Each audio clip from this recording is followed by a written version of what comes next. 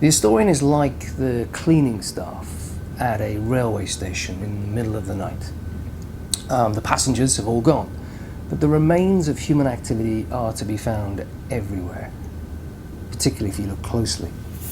So the cleaner will sort through the remains. She will separate the valuables for the lost property, the umbrellas, the wallets, the coats, the scarves, the hats, and the rubbish will be discarded. The valuables will be sorted, labelled and stored in separate boxes, but even that rubbish will also be sorted for recycling.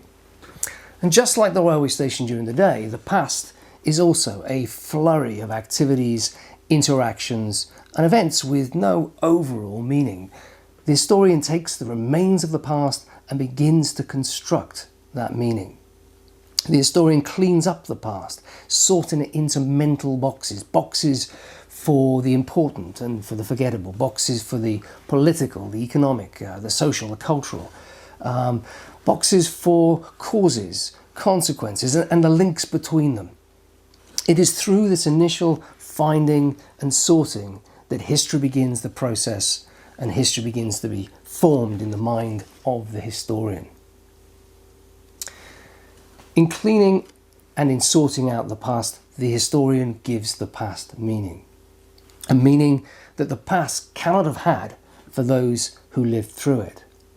As Herbert Butterfield once said, the role of the historian is to understand the people of the past better than they understood themselves.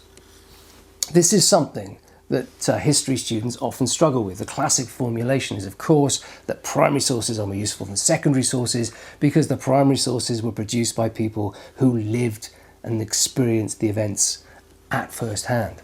And of course, without those primary sources, we wouldn't know anything.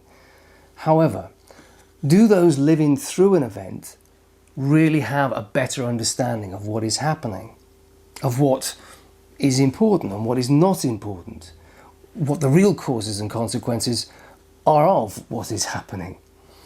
As I speak to you, the year is 2019. We're in the midst of President Trump's first term of office and also the Brexit crisis in England. Now, these are today's headlines.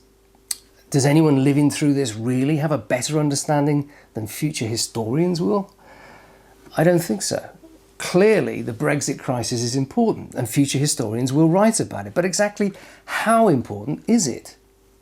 I can't answer that because as I speak, it hasn't happened yet. Maybe Brexit won't happen. And if that's the case, maybe if you're watching this in 20 years' time, you will have forgotten all about the Brexit crisis. You'll have to Wikipedia it, Google it, or whatever is still existing in 20 years' time.